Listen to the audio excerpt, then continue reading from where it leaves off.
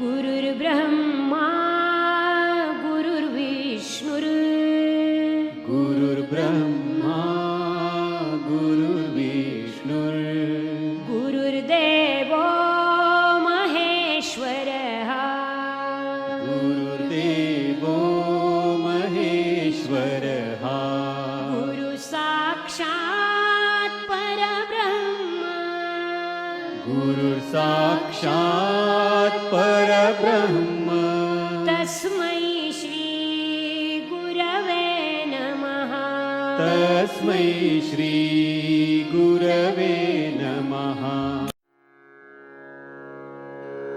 ॐ नमो भगवते वासुदेवाय ॐ नमो भगवते वासुदेवाय ॐ नमो भगवते वासुदेवाय ॐ नमो भगवते वासुदेवाय ॐ नमो भगवते वासुदेवाय वासुदेवाय वासुदेवाय।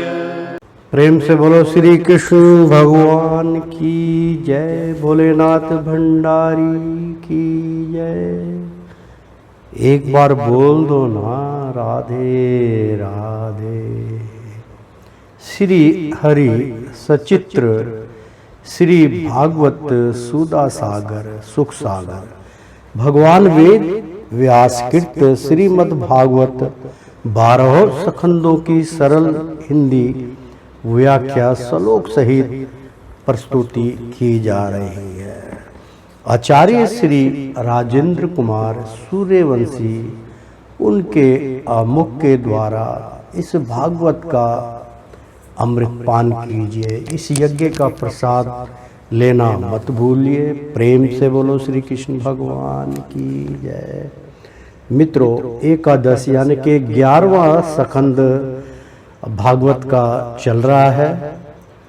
दूसरे अध्याय में हमने आपको बतलाया था कि विश्वस्तता से नामोच्चारण उच्चारण करने पर भी संपूर्ण अर्ध राशि को नष्ट कर देने वाले स्वयं भगवान श्री हरि, जिसके हृदय को क्षण भर के लिए भी नहीं छोड़ते हैं, क्योंकि उसने प्रेम की अरस्सी से उनके चरण कमलों को बांध रखा है। वास्तव में ऐसा पुरुष ही भगवान के भक्तों में प्रधान है। प्रेम से बोलो श्री कृष्ण भगवान की जय। 11वें सखंद का तीसरा अध्याय हम आरंभ करने जा रहे हैं। माया से अपार होने के उपाय तथा ब्रह्मा और कर्मयोग का निरूपण।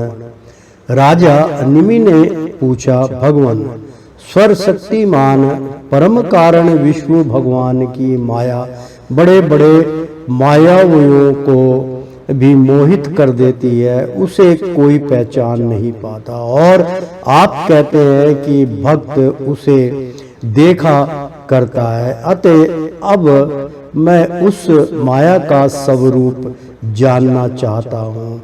आप लोग कृपा करके बतलाइए योगेश्वरों, मैं एक मृत्यु का शिकार मनुष्य हूँ। संसार के तरह तरह के तापों ने मुझे बहुत दिनों से तपा रखा है। आप लोग जो भगवान तक कथा रूप अमृत का पान करा रहे हैं, वह उन तापों को मिटाने की एकमात्र औषधि है। इसलिए मैं आप लोगों की इस वाणी का सेवन करते करते तृप्त नहीं होता। आप कृपया और कहिए। अब तीसरे योगेश्वर अंतरिक्षक जी ने कहा, राजन, भगवान की माया स्वरूप पत अनिवार्य ने है, इसलिए उसको कार्यों के द्वारा ही उसका निपुण होता है।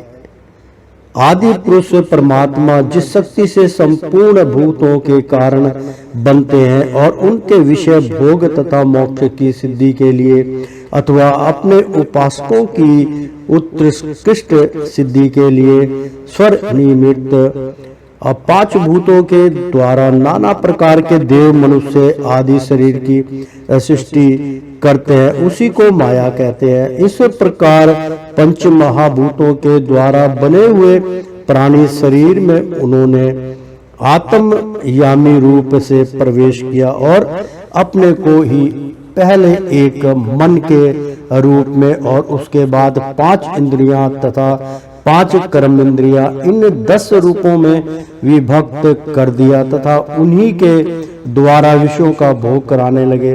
वह देहाभिमानी जीव अंतर्यामी के द्वारा प्रकाशित इंद्रियों के द्वारा विषयों का भोग करता है और इस पंचभूतों के द्वारा निर्मित शरीर को आत्मा अपना स्वरूप मानकर उसी में आसक्त हो जाता है। यह भगवान की माया है। अब वह कर्म इंद्रियों से साकाम कर्म करता है और उनके अनुसार शुभ कर्म फल का सुख और अशुभ कर्म का फल दुख भोग करने लगता है और शरीरधारी होकर इस संसार में भटकने लगता है। यह भगवान की माया है। इस प्रकार यह जीव ऐसी अनेक मंगलमय कर्म गतियों को, उनके फलों को प्राप्त होता है और महाभूतों के प्रलय यंत्र विश्वस होकर जन्म के बाद मृत्यु और मृत्यु के बाद जन्म को प्राप्त होता रहता है। यह भगवान की माया है। जब पंचभूतों के प्रलय का समय आता है तब अनादि और अनंत काल स्थूल तथा सूक्ष्म द्रव्य एवं गुण रूप इस समस्त व्यक्त सृष्टि को अव्यक्त की और उसके मूल कारण की ओर खींचता है। यह भगवान की माया है। उस समय पृथ्वी पर लगातार 100 वर्ष तक भयंकर सूखा पड़ता है। वर्षा बिल्कुल नहीं होती है। प्रलय काल की शक्ति से सूर्य की उष्णता और भी बढ़ जाती है तथा वे तीनों लोगों को तपाने लगते हैं। ये भगवान की माया है। उस समय शेष नाग संकर्षण के मुंह से आग की प्रचंड लपटें निकलती है और वायु की प्रेरणा से वे लपटें पाताल लोक से जलाना आरंभ करती हैं तथा और भी ऊंची ऊंची होकर चारों ओर फैल जाती है।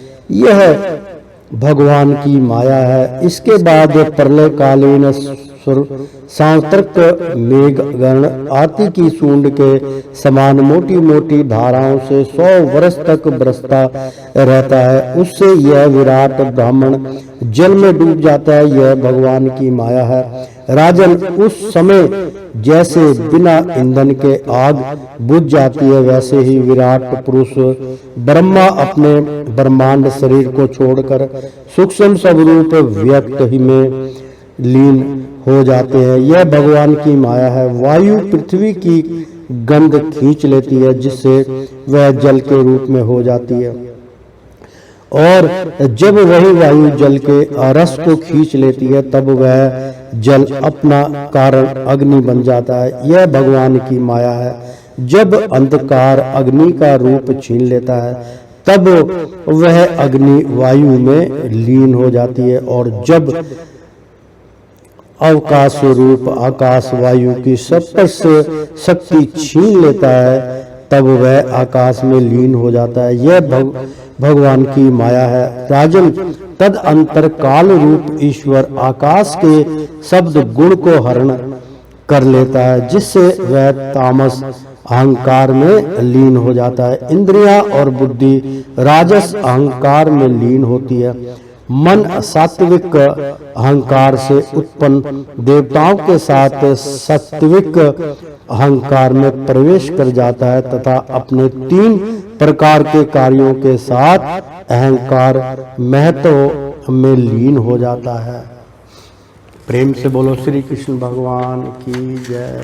महत्व प्राकृतिक में और प्राकृतिक ब्रह्मा में लीन होती है। फिर इसी के उल्टे कर्म से सृष्टि होती है। यह भगवान की माया है। यह सृष्टि, स्थिति और संहार करने वाली 3 गुणी मई माया है। इसका हमने आपसे वर्णन किया। अब आप और क्या सुनना चाहते हैं। राजा निमि ने पूछा, महर्षि जी, इस भगवान की माया को पार करना उन लोगों के लिए तो बहुत ही कठिन है जो अपने मन को वश में नहीं कर पाए हैं। अब आप कृपा करके यह बतलाइए कि जो लोग शरीर आदि में आत्म बुद्धि रखते हैं तथा जिनकी समझ मोटी है, वे भी अनायास ही इसे कैसे पार कर सकते हैं। अब चौथे योगेश्वर प्रभु जी बोले, राजन, स्त्री पुरुष संबंध आदि बंधनों में बंधे हुए संसारी मनुष्य सुख की प्राप्ति और दुख की निवृत्ति के लिए बड़े बड़े कर्म करते रहते हैं। जो पुरुष माया के पार जाना चाहता है उसको विचार करना चाहिए कि उनके कर्मों का फल किस प्रकार विपरीत होता जाता है। वे सुख के बदले दुख पाते हैं और दुख निवृत्ति के स्थान पर दिनों दिन दुख बढ़ता ही जाता है। एक धन को ही ले लो, इससे दिन भर दिन दुख बढ़ता ही है। इसको पाना भी कठिन है और यदि किसी प्रकार मिल भी जाए तो आत्मा के लिए तो यह मृत्यु स्वरूप ही है। जो इसकी उलझनों में पड़ जाता है वह अपने आप को भूल जाता है। इसी प्रकार घर पुत्र सब जन संबंधी पशुधन आदि भी अनर्त्य और नाशवान ही है। यदि कोई इन्हें जुटा भी ले तो इनसे क्या सुख शांति मिल सकती है। इसी प्रकार जो मनुष्य माया से पार जाना चाहता है उसे यह भी समझ लेना चाहिए कि मरने के बाद प्राप्त होने वाले लोक परलोक भी ऐसे ही नाशवान हैं, क्योंकि इस लोक की वस्तुओं के समान वे भी कुछ सीमित कर्मों के सीमित फल मात्र हैं। वहां भी पृथ्वी के छोटे छोटे राजाओं के समान बराबर वालों से होड़ अथवा लाड डांट रखती है। अधिक ऐश्वर्य और मुख वालों के प्रति छिन्ननावेषण तथा ईर्ष्या द्वेष का भाव रखता है। कम सुख और ऐश्वर्य वालों के प्रति घृणा रहती है। एवं कर्मों का फल पूरा हो जाने पर वहां से पतन तो होता ही है, उसका नाश निश्चित है। नाश का भय वहां भी नहीं छूट पाता। इसलिए जो परम कल्याण का जिज्ञासु हो उसे गुरुदेव की शरण लेनी चाहिए। गुरुदेव ऐसे हो जो शब्द ब्रह्मा वेदों के पारदर्शी विद्वान हो, जिससे वे ठीक ठीक समझा सके और साथ ही पर ब्रह्मा में परिनिष्ठित तत्व ज्ञानी भी हो, ताकि अपने अनुभव के द्वारा प्राप्त हुई रहस्य की बातों को बना सके। उनका चित्त शांत हो, व्यवहार के प्रपंच में विशेष प्रवृत्त ना हो, जिज्ञासु हो को चाहिए कि गुरु को ही अपना परम प्रीतम आत्मा और इष्ट देव माने, उनकी निष्ठपट भाव से सेवा करे और उनके पास रहकर भागवत धर्म की भगवान को प्राप्त करने वाले भक्ति भाव के साधनों की क्रियात्मक शिक्षा ग्रहण करे। इन्हीं साधनों से स्वर आत्मा एवं भगत को अपने आत्मा का दान करने वाले भगवान प्रसन्न होते हैं। पहले शरीर संतान आदि में मन की अनासक्ति सीखे, फिर भगवान के भक्तों से प्रेम कैसे करना चाहिए सीखे। इसके पश्चात प्राणियों के प्रति यथा योग्य दया मैत्री और विनय की निष्ठपट भाव से शिक्षा ग्रहण करें। मिट्टी जल आदि से ब्रह्मा शरीर की पवित्रता, छल कपट आदि के त्याग से भीतर की पवित्रता, अपने धर्म का अनुष्ठान, सहन शक्ति, मौन, सवा अध्याय, सरलता, ब्रह्मचार्य, अहिंसा तथा शीत उर्ण, सुख दुख आदि इंद्रियों में हर्ष विषाद से रहित होना सीखे। स्वत्र अर्थात समस्त देश काल और वस्तुओं में चेतन रूप से आत्मा और नियंत्रण रूप से ईश्वर को देखना, एकांत सेवन यही मेरा घर है, ऐसा भाव ना रखना। गृहस्थ हो तो पवित्र वस्त्र पहनना और त्यागी हो तो फटे पुराने पवित्र चितड़े, जो कुछ प्रारब्ध के अनुसार मिल जाए उसी में संतोष करना सीखे। भगवान की प्राप्ति का मार्ग बतलाने वाले शास्त्रों में श्रद्धा और दूसरे किसी भी शास्त्र की निंदा ना करना, प्राणायाम के द्वारा मन का, मौन के द्वारा वाणी का और वासनाहीनता के अभ्यास से कर्मों का संयम करना, सत्य बोलना, इंद्रियों को अपने अपने गोलकों में स्थिर रखना और मन को कहीं बाहर ना जाने देना सीखें। राजन, भगवान की लीलाएं अद्भुत हैं, उनके जन्म कर्म और गुण दिव्य हैं। उन्हीं का स्मरण, कीर्तन और ध्यान करना तथा शरीर से जितनी भी चेष्टाएं हो सब भगवान के लिए करना सीखें। यज्ञ, दान, तप अथवा जप, सदाचार का पालन और स्त्री, पुत्र, घर, अपना जीवन, प्राण तथा जो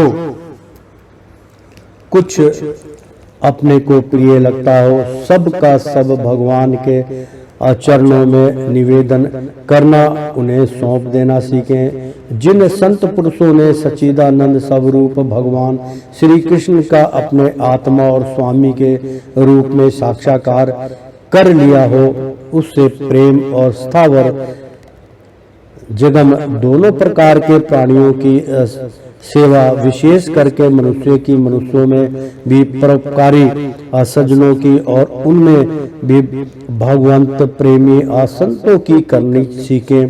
भगवान के परम पावन यश के संबंध में ही एक दूसरे से बातचीत करना और इस प्रकार के साधनों का इकट्ठे होकर आपस में प्रेम करना, आपस में संतुष्ट रहना और प्रपंच से निर्वृत्त होकर आपस में ही आध्यात्मिक शांति का अनुभव करना सीखे। राजन, श्री कृष्ण राशि राशि पापों को एक क्षण में भस्म कर देते हैं। सब उन्हीं का स्मरण करें और एक दूसरे को स्मरण करावें। इस प्रकार साधन भक्ति का अनुष्ठान करते करते प्रेम भक्ति का उदय हो जाता है और वे प्रेमोद्रेक से पुलकित शरीर धारण करते हैं। उनके हृदय की बड़ी विलक्षण स्थिति होती है। कभी कभी वे इस प्रकार चिंता करने लगते हैं कि अब तक भगवान नहीं मिले, क्या करूं, कहां जाऊं, किससे पूछूं, कौन मुझे उनकी प्राप्ति करावे। इस तरह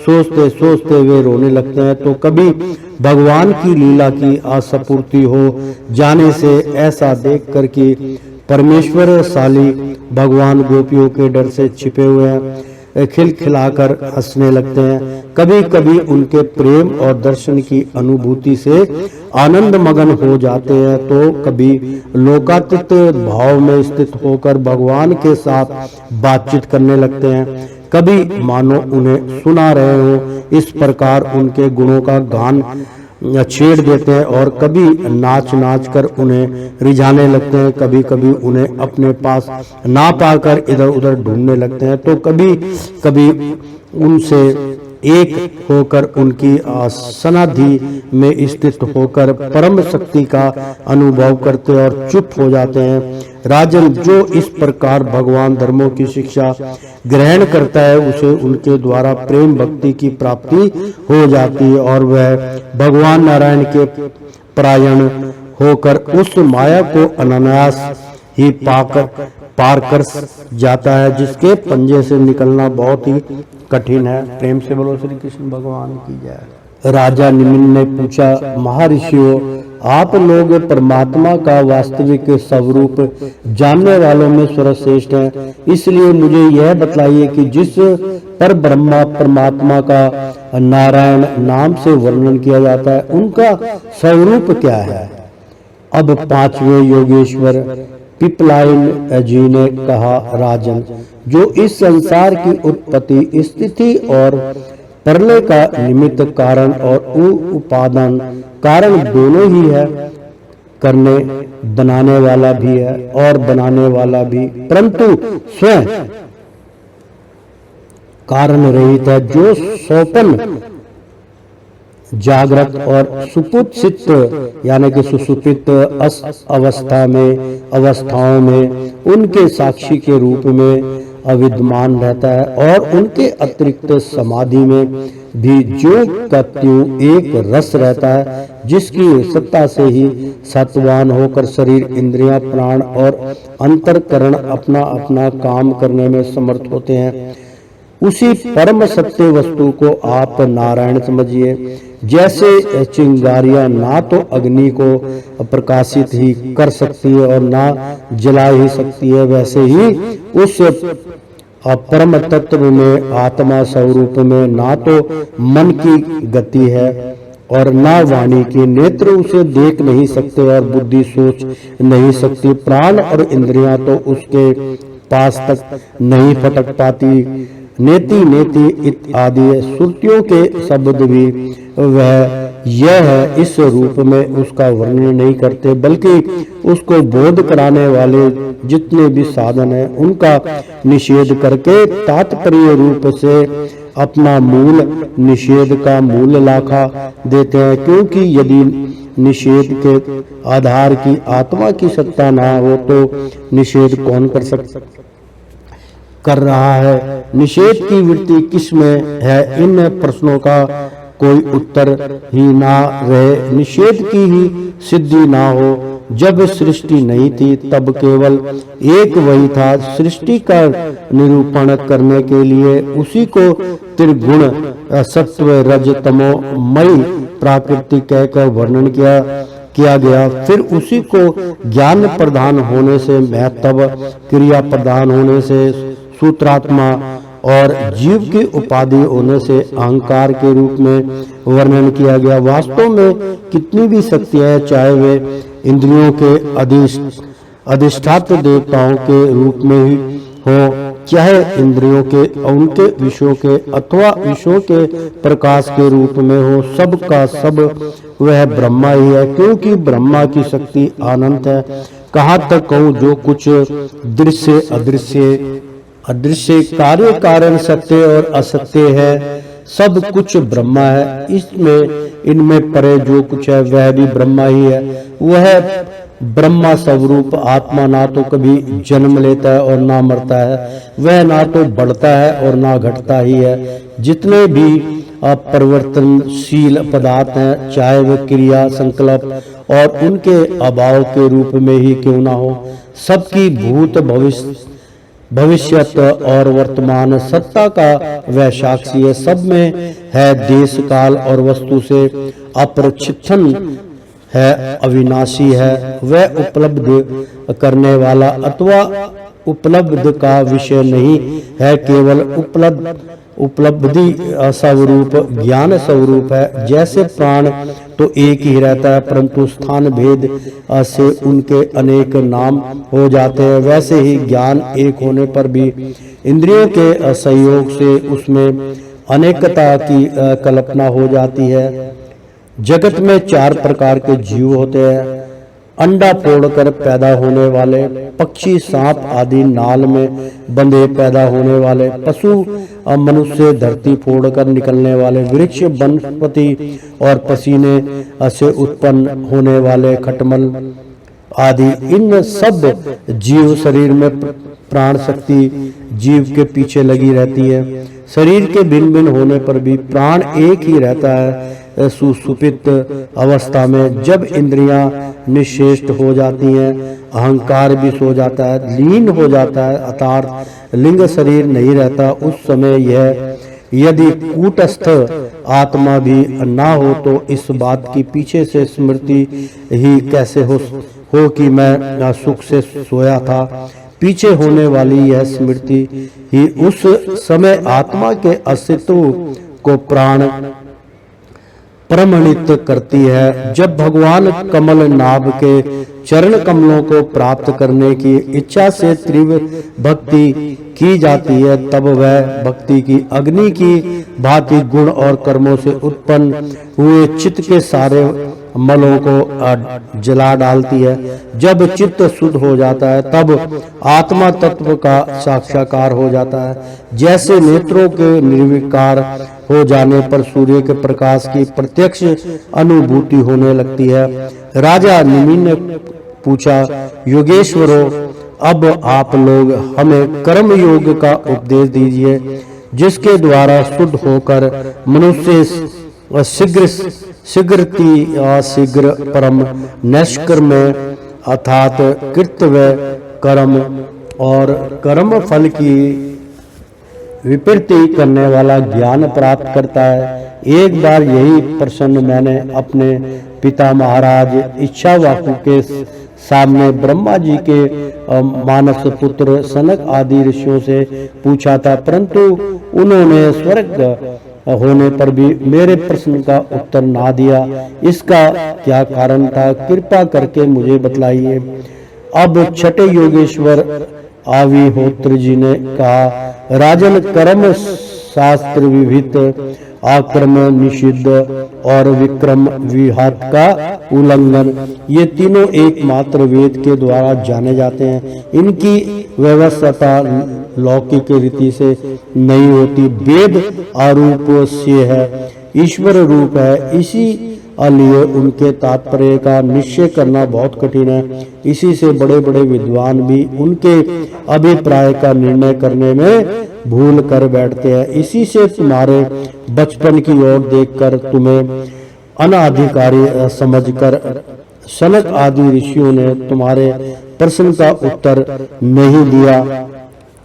यह वेद परोक्षिकवादात्मक है। यह कर्मों की निवृत्ति के लिए कर्म का विधान करता है। जैसे बालक को मिठाई आदि का लालच देकर औषध खिलाते हैं, वैसे ही यह अनभिज्ञों को स्वर्ग आदि का प्रलोभन देकर श्रेष्ठ कर्म में प्रवृत्त करता है। जिसका अज्ञान निवृत्त नहीं हुआ है, जिसकी इंद्रियां वश में नहीं है, वह यदि मनमाने ढंग से वेदोक्त कर्मों का प्रतित्याग कर देता है, तो वह विविध कर्मों का आचरण न करने के कारण विक्रम रूप अधर्म ही करता है। इसलिए वह मृत्यु के बाद फिर मृत्यु को प्राप्त होता है। इसलिए फल की अभिलाषा छोड़कर और विश्व आत्मा भगवान को समर्पित करें और कर जो वेदों का कर्म का ही अनुष्ठान करता है, उसे कर्मों की निवृत्ति से प्राप्त होने वाले ज्ञान रूप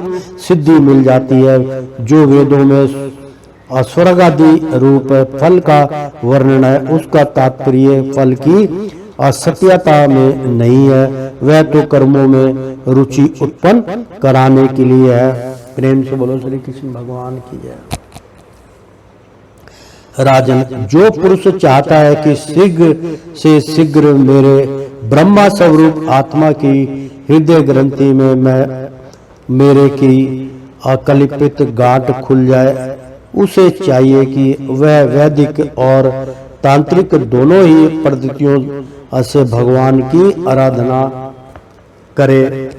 पहले सेवा आदि के द्वारा गुरुदेव की दीक्षा प्राप्त करे, फिर उनके द्वारा अनुष्ठान की विधि सीखे। अपने को भगवान की जो मूर्ति प्रिय लगे, अभिष्ट जान पड़े, उसी के द्वारा पुरुषोत्तम भगवान की पूजा करें। पहले स्नान आदि से शरीर और संतोष आदि से अंतःकरण को शुद्ध कर लें। उसके बाद भगवान की मूर्ति के सामने बैठकर प्राणायाम आदि के द्वारा भूत शुद्धि नाड़ी शोधन करें।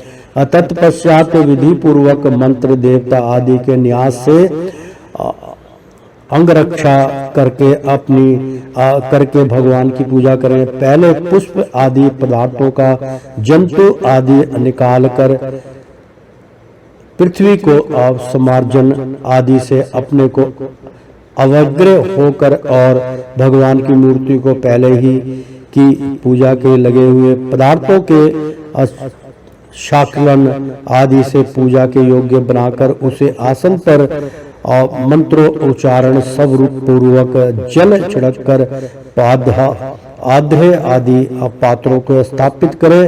तद अंतर एकाग्र चित्र होकर हृदय में भगवान का ध्यान करके फिर उसे सामने की श्री मूर्ति में चिंतन करे। तद अंतर हृदय से अशिखा हृदयाय नमः सिर से स्वाहा इत्यादि मंत्रों से न्यास करें और अपने इष्ट देव के मूल मंत्रों के द्वारा देश काल आदि के अनुकूल प्राप्त पूजा सामग्री से प्रतिमा आदि में अथवा हृदय में भगवान की पूजा करें। अपने अपने उपास्य देव के विग्रह की हद आदि अंग आयुधाई उपांग और पार्श्व सहित उसके मूल मंत्र द्वारा पद अध्रे आचमन मधुपक स्नान वस्त्र आभूषण गंध पुष्प दीप अक्षत के तिलक माला धूप दीप और निवेद आदि से विधिवत पूजा करें तथा फिर स्तोत्रों द्वारा स्तुति करके सपरिवार भगवान श्री हरि को नमस्कार करें। अपने आप को भगवंत में ध्यान करते हुए ही भगवान की मूर्ति का पूजन करना चाहिए। निमार्ले को अपने सिर पर रखें और आदर के साथ भगवान दीप ग्रह को यथास्थान स्थापित कर पूजा समाप्ति करनी चाहिए। इसी प्रकार जो पुरुष अग्नि सूर्य जल अतिथि और अपने हृदय में आत्म रूप श्री हरि की पूजा करता है वह शीघ्र ही मुक्त हो जाता है। प्रेम से बोलो श्री कृष्ण भगवान की जय। ओ श्रीमन नारायण नारायण हरि हरि तेरी लीला सबसे न्यारी न्यारी बोलो हरि हरि। ओ श्रीमन नारायण नारायण हरि हरि। प्रेम से बोलो श्री कृष्ण भगवान की जय। एक बार बोल दो ना राधे राधे। मित्रों 11वें स्कंद का तीसरा अध्याय संपन्न हुआ। चौथा अध्याय हम प्रारंभ कर रहे हैं। प्रेम से बोलो श्री नारायण नारायण। भगवान के अवतारों का वर्णन। राजा निमि ने पूछा, योगेश्वर भगवान स्वतंत्रता से अपने भक्तों की भक्ति के वश होकर अनेकों प्रकार के अवतार ग्रहण करते और अनेकों लीलाएं करते। आप लोग कृपा करके भगवान की उन लीलाओं का वर्णन कीजिए जो वे अब तक कर चुके हैं और कर रहे हैं या करेंगे। अब 7वें योगेश्वर दुर्मिल जी ने कहा, राजन भगवान अनंत है, उनके गुण भी अनंत हैं। जो यह सोचता है कि मैं उनके गुणों को गिन लूंगा वह मूर्ख है, बालक है। यह तो संभव है कि कोई किसी प्रकार पृथ्वी के धूली कणों को गिन ले, परंतु समस्त शक्तियों के आश्चर्य भगवान के अनंत गुणों का कोई कभी किसी प्रकार पार नहीं पा सकता। भगवान ने ही पृथ्वी जल अग्नि वायु आकाश इन 5 भूतों की अपने आप में सृष्टि की है। जब वे इनके द्वारा विराट शरीर ब्रह्मांड का निर्माण करके उसमें लीला से अपने अंश अंतर्यामी रूप से प्रवेश करते हैं, भोक्ता रूप से नहीं, क्योंकि भोक्ता तो अपने पुण्यों के फल स्वरूप जीव ही होता है। तब उन आदिदेव नारायण को पुरुष नाम से कहते हैं। यही उनका पहला अवतार है। उन्हीं के इष्ट विराट ब्रह्मांड शरीर में तीनों लोक स्थित हैं। उनकी इंद्रियों से समस्त देहधारियों की ज्ञान इंद्रियां और कर्म इंद्रियां बनी है। उनके स्वरूप से ही समस्त सीधा ज्ञान का संचार होता है। उनके श्वास पर श्वास से सब शरीर में बल आता है तथा इंद्रियों में ओज इंद्रियों की शक्ति और कर्म करने की शक्ति प्राप्त होती है। उन्हीं के सत्व आदि गुणों से संसार की स्थिति उत्पत्ति और प्रलय होते हैं। इस विराट शरीर के जो शरीर है वे ही आदि कर्ता नारायण है। पहले जगत की उत्पत्ति के लिए उनके रजोगुण के अंश में ब्रह्मा हुए, फिर वे आदि पुरुष ही संसार की स्थिति के लिए अपने सत्वांश से धर्म तथा ब्राह्मणों के रक्षक यज्ञपति विष्णु बन गए। फिर वे ये तमोगुण के अंश से जगत के संहार के लिए रुद्र बने। इस प्रकार निरंतर उन्हीं से परिवर्तनशील प्रजा की उत्पत्ति, स्थिति और संहार होते रहते हैं। दक्ष प्रजापति की एक कन्या का नाम था मूर्ति। वह धर्म की पत्नी थी। उसके गर्भ से भगवान ने ऋषि श्रेष्ठ सनातनमा नर और नारायण के रूप में अवतार लिया। प्रेम से बोलो श्री कृष्ण भगवान की।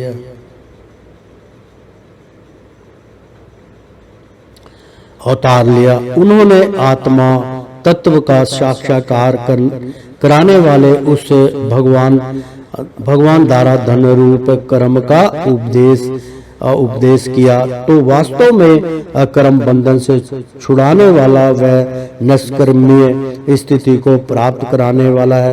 उन्होंने स्वयं भी वैसे ही कर्म का अनुष्ठान किया। बड़े बड़े ऋषि मुनि उनके चरण कमलों की सेवा करते रहते हैं। वे आज भी बद्री का आश्रम में यानी कि बद्रीनाथ के आश्रम में उसे कर्म का आचरण करते हुए विराजमान है। ये अपनी घोर तपस्या के द्वारा मेरा धाम छीनना चाहते हैं। इंद्र ने ऐसी आकांक्षा करके स्त्री बसंत आदि दल बल के साथ कामदेव को उनकी तपस्या में विघ्न डालने के लिए भेजा। कामदेव को भगवान की महिमा का ज्ञान न था, इसलिए वह अप्सरा गण वसंत तथा मंद सुगंध वायु के साथ बद्री आश्रम में जाकर स्त्रियों के कटाक्ष बाणों से उन्हें घायल करने की चेष्टा करने लगा। आदि देव नर नारायण ने यह जानकर कि यह इंद्र का कुचक्र है, भय से कांपते हुए काम आदि को हंसकर कहा। उस समय उनके मन में किसी प्रकार का अभिमान या आश्चर्य नहीं था। कामदेव मल्ल मारुत और देवगणाओं, तुम लोग डरो मत, हमारा आतिथ्य स्वीकार करो, अभी यही ठहरो, हमारा आश्रय सुना मत करो। राजन, जब नर नारायण ऋषियों ने उन्हें अभय दान देते हुए इस प्रकार कहा, तब कामदेव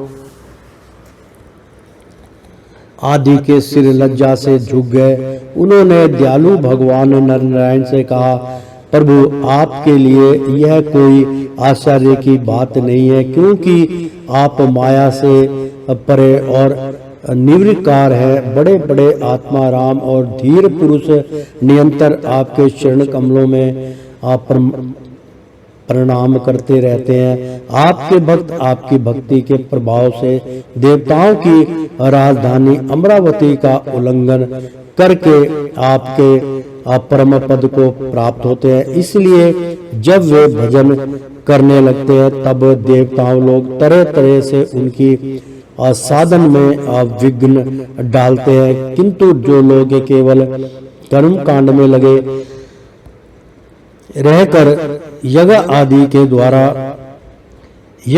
के द्वारा देवताओं को बलि के रूप में उनका भाग देते रहते हैं, उन लोगों के मार्ग में वे किसी प्रकार का विघ्न नहीं डालते, परंतु प्रभु आपके भजन तक भक्त जन उनके द्वारा उपस्थित ही की हुई विघ्न बाधाओं से गिरते नहीं, बल्कि आपके कर कमलों की छत्र छाया में रहते हुए वे विघ्नों के सिर पर और पैर रखकर आगे बढ़ जाते हैं, अपने लक्ष्य से च्युत नहीं होते।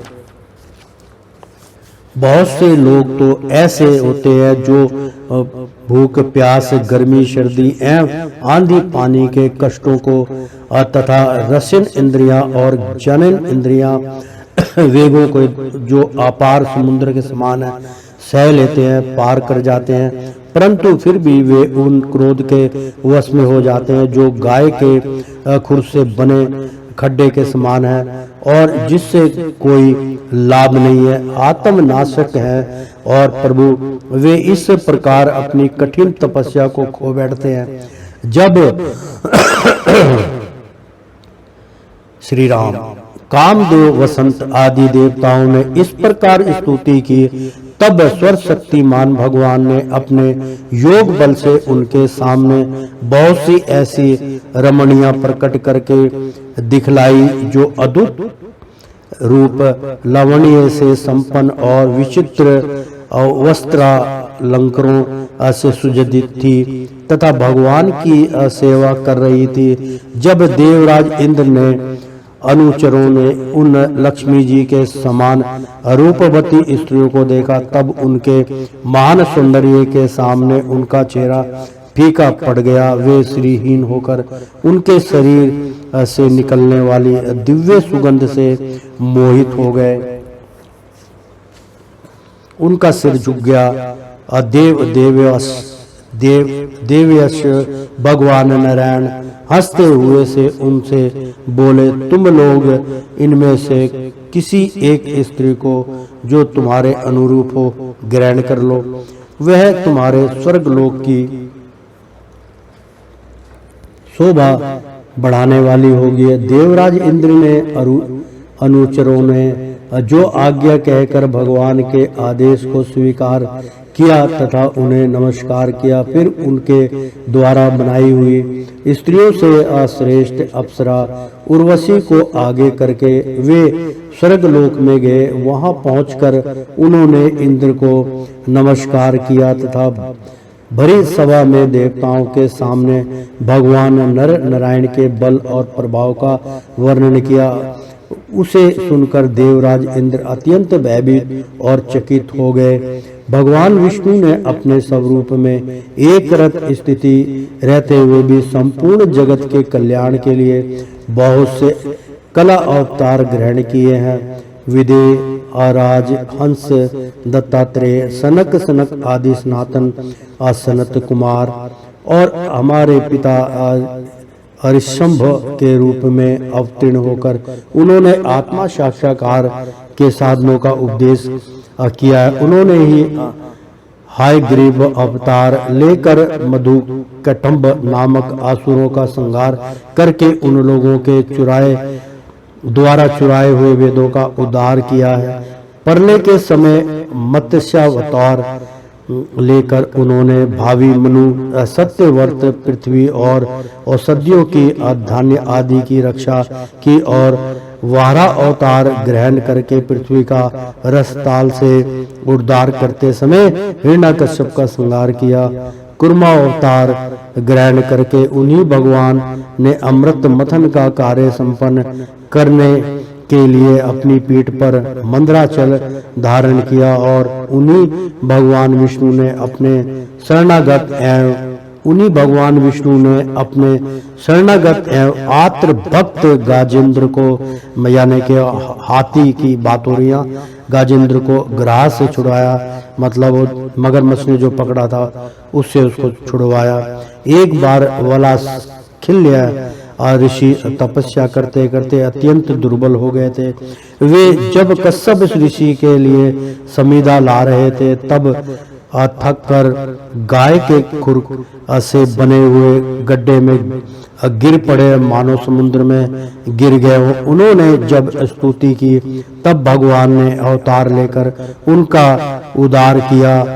वित्रासुर को मारने के कारण जब इंद्र को ब्रह्मा हत्या लगी और वे उसके भय से भागकर छिप गए, तब भगवान ने उस हत्या से इंद्र की रक्षा की। और जब असुरों ने अनाथ देवता गणाओं को बंदी बना लिया, जब उन भगवान ने ही उन्हें असुरों के चंगल से छुड़ाया। जब हिरण्यकश्यप के कारण प्रहलाद आदि संत पुरुषों को भय पहुंचाने लगा, तब उनको निर्भय करने के लिए भगवान ने नरसिंह अवतार ग्रहण किया और हिरण्यकशिपु को मार डाला। उन्होंने देवताओं को रक्षा के लिए देवासुर संग्राम में दैत्यपतियों का वध किया और विभिन्न मनवंतरों में अपनी शक्ति से अनेकों कला अवतार धारण करके त्रिभुवन की रक्षा किया। फिर